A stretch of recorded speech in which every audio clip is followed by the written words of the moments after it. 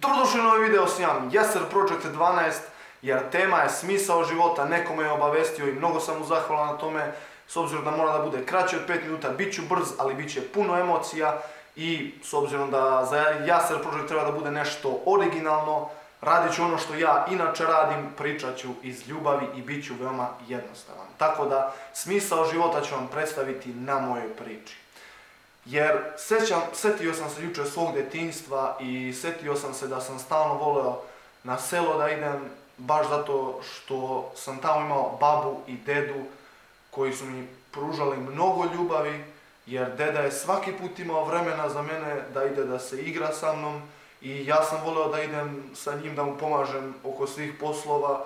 Jednostavno sam uživao tamo jer sam dobijao ljubavi s njihove strane. Baba je stalno spremala ručak, doručak, večeru, mnogo mi je tamo bilo lepo jer sam se jednostavno osjećao slobodno, dok kod kuće uopšte nije bilo tako. Jeste da su tu roditelji bili, ali jednostavno nisam mogao dobiti nikakvu ljubav od njih jer oni jednostavno nisu imali za sebe i onda kako oni meni to da prenesu kada je nisu imali za sebe. I ja im uopšte ne zameram na tome, to je skroz ok, jer ja opet ne bih snimao sve ove klipove, ne bih bio ono što jesam danas da nije sve bilo tako kako je.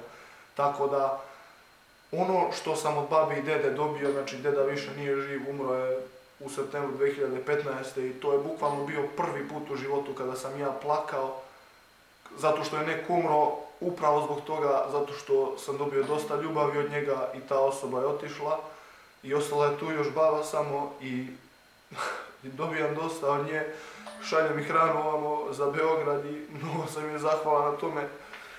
I to je suština života. Suština života je poklanjanje ljubavi na bilo koji način. Evo ja to radim kroz klipove i baš to radim zato što znam da svetu fali ljubavi, zato što znam koliko je ljudima potrebna i ja to jednostavno volim da radim na ovaj način, uživam u ovome i koliko god da vam bude ljubavi potrebno, svratite uvijek kod mene na kanal, dobit ćete, tako da to je sve za ovaj video. Yaser, hvala ti što organizuješ ovaj projekt, Yaser Project, možda ovo i nije neki projekat, ništa posebno, nema edita, nema ničega, ne interesuje me ni da pobedim, ali jednostavno želim da proširim ovu svoju priču, da što više ljudi sazna za ovu istinu, tako da to je sve za ovaj video. Hvala Yaser, hvala onome ko me obavesti o ovome, ne znam tačno kako se zove.